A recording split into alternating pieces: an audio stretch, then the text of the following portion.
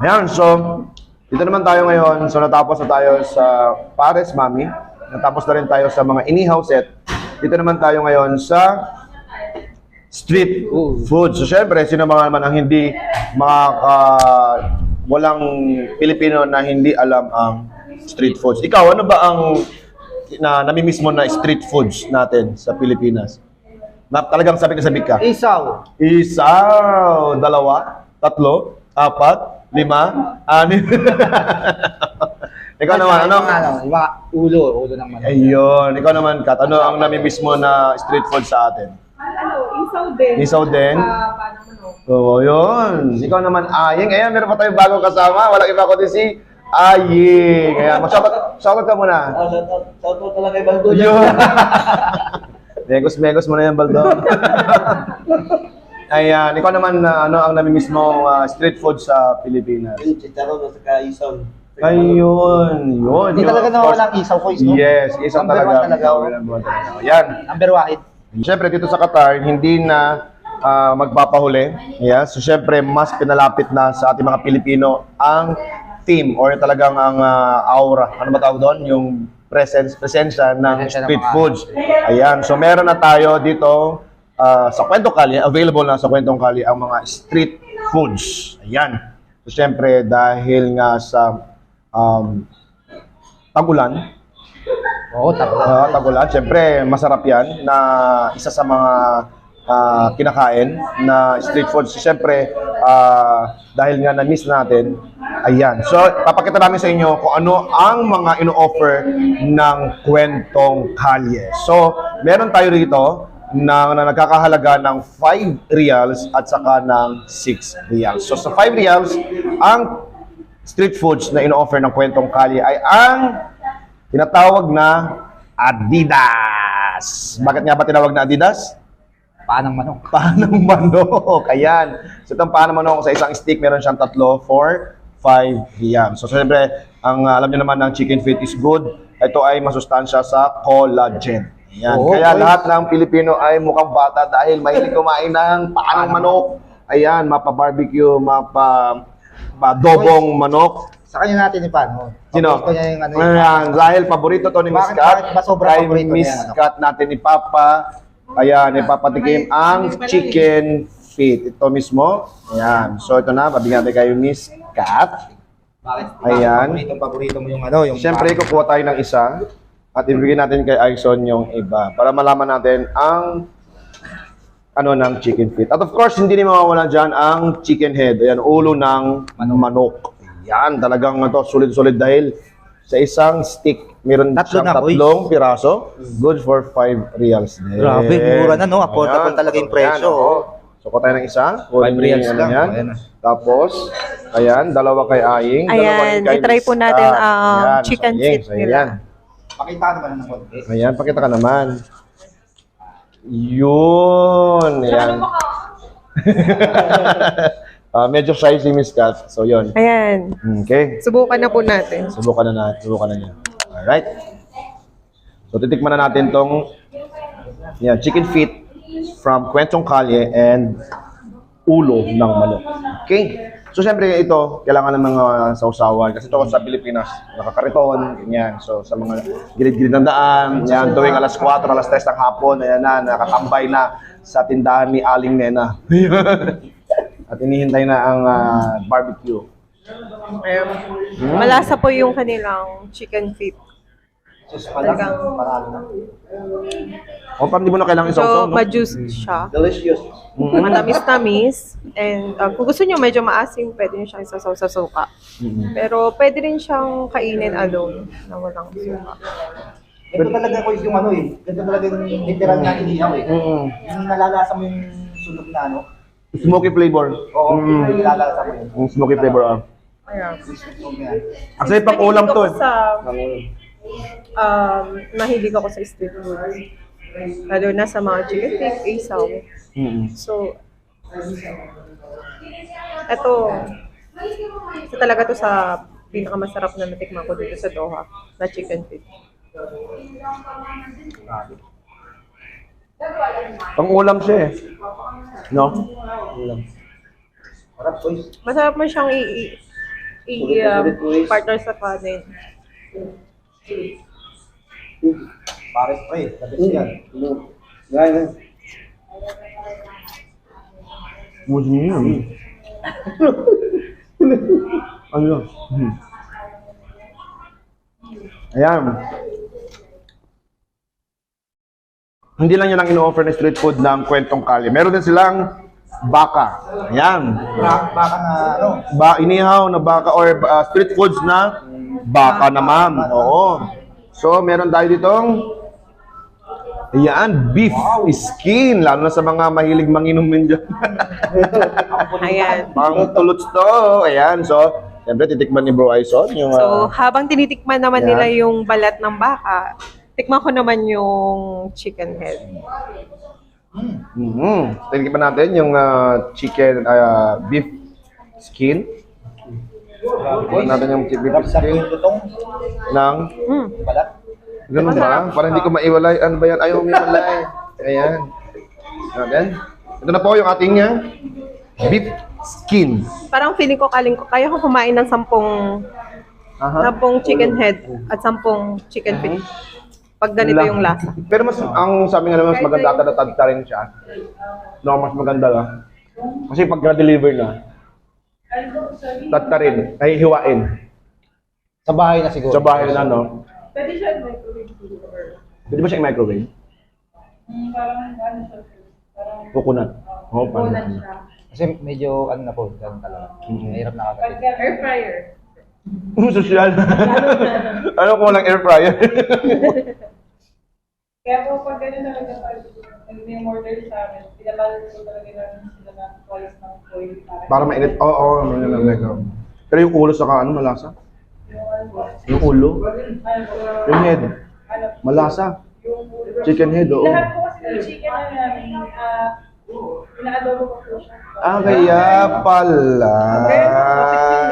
Pero Koys, huwag nating sabihin. Hindi ka katatin. Para hindi na Kasi malaman. hindi. Malasa talaga siya, oo.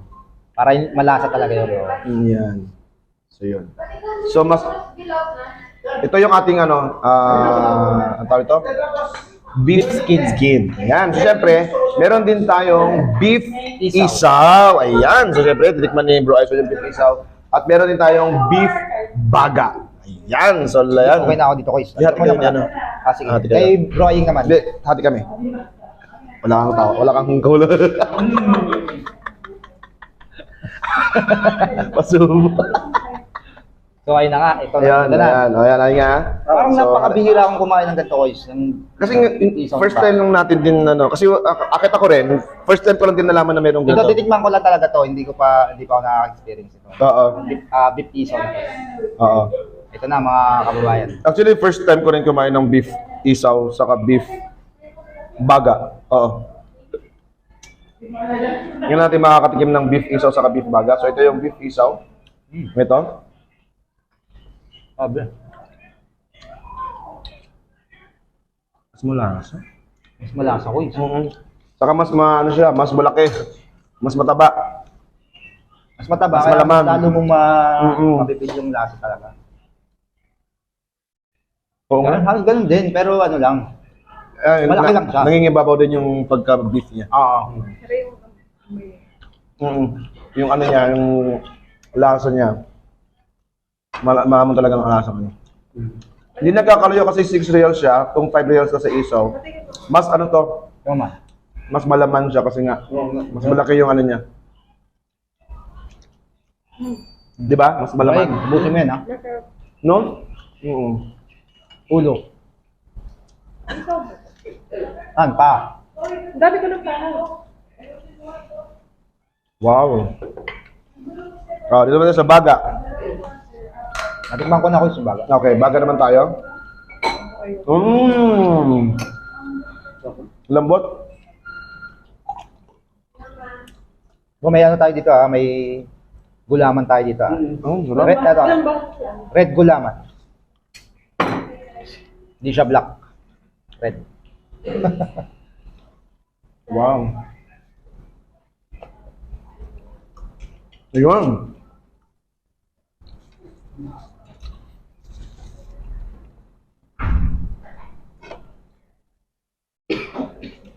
Alright, so natikman na natin ang dalawang klase ng street foods, yung chicken, at Bro, saka may, ng beef. papa-invite ako sa kaibigan natin. Ano? Sige. May sinong invite natin? Sige. Kasi hindi tayo nakapagsalita ng ng Bisaya eh. Sige. Pwede natin Pwede bang invite yung ating mga kababayan na Bisaya or mga nasa Visayas, Mindanao? Ayan, so harap ka lang sa ating video. Aying, Mr. Aying. Yan, so anyayahan mo yung ating mga kapwa. Yan, so Visayas and Mindanao. Yan, sige, yayain mo sila. Ano tayo sa kwentong Kalye sa Najma, alright? Ani mo dre sa Quintong Kalye sa Najma doon sa Atbang sa Atbread. Alfred, Kilis Alfred, sa Kilis Alfredan, barato ram pagkaon niya. Lasa kayo niya. Pasok kayo sa kuan ba? Budget niya. Salamat yun permi sa Ginoo sad. Yeah. merong lomi. Oh, meron pang ano. Beef pares, ma'am. Oh, na beef pares, kami sa gayo kanang. Lami kaayo. Lami kayo kanang. Isa mo basta-basta. Taglamig na. Oh, bugnaw na niya. Gusto gyud painit kay andam-andam sa pangkuan ba? Pasingot. Meron inihaw, no, isda. Ang nasa inihaw diri na isda, nami sa gihapon kay nasa sa lasa. Tilapia, oo. Kay sakto kay pagkakuan ba kanang di kuan nang gyud kanang sauce ba. Yeah. Nya naay itlog maalat nya, supaw o prutas. Sakto kayo nya. Ano to, bro? Gulaman, red gulaman. Red nasa red gulaman diri, nang talagsaon sa kayo. Yes. Sweet ko kay Saka- sweet. Street food. Oh, street food na baka. Isaw, Panit na kuan. Barbecue style ha. Nasa panit na baka. Og tiil og baka. Baga. Oh, Beef baka baga. na kuan. Baga lami sa kayo. Nga unod pag yung gayo. So maura ako maingon na suroy na mo diri sa Quinto Kalye og support sa Kanoy P kay Kuya Koy og PSBQ sa ni Bro Aison na sa kani Ma'am Kat. Oh. God bless. Yun. So maraming salamat, bro. Thank you, brother Aying. Aying, yan, of course. Ang isa sa pinaka mga masugid na kaibigan ng PSBQ. Yan, madalas na nag-like sa mga video ni Kanoy P Vlog din. Yan, isa yan sa nangunguna nagla-like kay Kanoy P Vlog. Alam mo, di ko nakikita yun na. Ayan. Nakikita ko yun. So yun nga. So natikman na natin ang barbecue or street foods ng Kwentong Kalye. Yan. So yan, natikman na natin ang chicken street foods saka ng beef street foods nila. So ano masasabi mo doon sa ating street foods naman ng Kwentong Kalye, bro Aison? Ayun bro, ganun pa rin, talagang halos pare-paras lang din naman ang lasa ng mga street foods natin, mga isaw, mga pare-paras lang naman yan. Yun nga lang, nagkakatalo yan sa kung paano mo timplahin yung sauce na hinahalo mo dun sa mga laman na yon. Yes. Isaw, ng ulo, ng paa. Oo.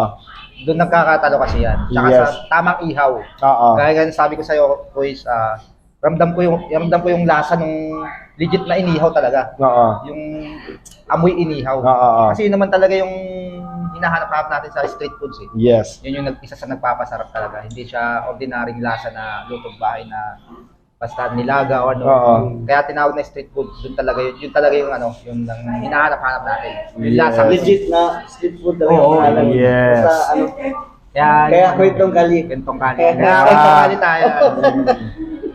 Mekas mo na insan. Ayun nga, so yung street foods nga dito sa Kwentong Kalye, hindi siya kwentong kotsero at hindi siya kwentong barbero dahil ito nga ay Kwentong Kalye. Yan, so talagang hindi na kayo masasabik sa Pilipinas sa mga Legit na street street- foods. legit na Yes, street legit food. street foods dahil malasang malasa. Kung kayo ay kumbaga ay walang isaw na available, ayan, i-try ninyo yung chicken head at saka ng chicken feet. Dahil ang chicken feet, masustansya yan dahil rich in collagen. Kaya nga tayo mga Pilipino ay mukhang batang-bata kahit na nagkakaedad 50 na dahil tayo ay mahilig sa collagen food, which is nga yung chicken feet, which is rich in collagen. Of course, itry nyo rin ang kanilang beef street foods gaya ng beef baga beef isaw at saka ng beef sir. Good afternoon, good evening. Shoutout sa'yo. At ang beef skin. So yan, subukan nyo yan guys. Dito lang yan sa Kwentong Kalye. And of course, yan, shoutout sa ating mga kababayan dyan sa Visayas at Mindanao. At lalo na po sa kaibigan ni Ay na si Baldo. Shoutout sa'yo. Shoutout, Beshi! Ayan. Bigas-bigas So, siyempre, dahil papunta na tayo sa dessert, meron din tayo ritong siopaw. Ayan, meron tayong siopaw dito, of course. Yan, grabe. Ayan. Diyos ko, hindi natin maano kung paano ito Hindi ko na alam, boys, kung paano Correct, natin oo. ayusin yan, So, pero- dito tayo. Dito naman tayo sa prutas mo tayo. Sa prutas mo tayo. Dito tayo sa watermelon. Ayan. Siyempre, kailangan din kumain ng... Ayan. Thank you po. Ayan. Okay, boys. Wala, ayaw matanggal yung cut.